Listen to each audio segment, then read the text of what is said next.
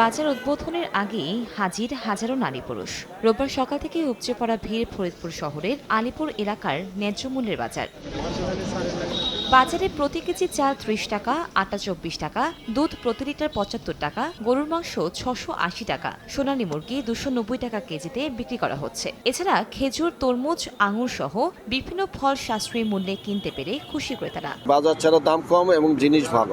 Normal বাজারে গরুর মাংসের কেজি হচ্ছে আপনার 750 টাকা, আমি এখানে 680 করে গরুর মাংস কিনলাম। নিত্য প্রয়োজনে যেভাবে দাম বাড়ছে, সেক্ষেত্রে জেলা প্রশাসন রমজান উপলক্ষে যে উদ্যোগটা নিয়েছে, অবশ্যই ফরিদপুরবাসীর জন্য এটা উপকার হবে। প্রত্যেকটি উপজেলায় একটি করে ন্যায্য মূল্যের বাজার রয়েছে।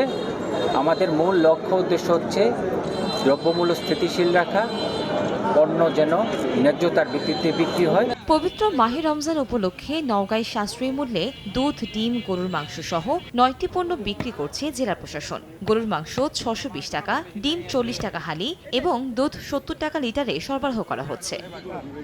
এদিকে দিনাজপুরে হেরিতে ফ্যামিলি কার্ডের মাধ্যমে সুলভ মূল্যে টিসিবির পণ্য বিক্রয় কার্যক্রম শুরু হয়েছে। এবার ৫৪০ টাকা প্যাকেজ মূল্যে ৩০ টাকা কেজি দরে ৫ কেজি করে চাল, ৬০ টাকা কেজি দরে ২ কেজি করে মসুর ডাল, ১০০ টাকা লিটার দরে ২ লিটার সয়াবিন তেল, ৭০ টাকা কেজি দরে ১ কেজি চিনি দেওয়া হচ্ছে।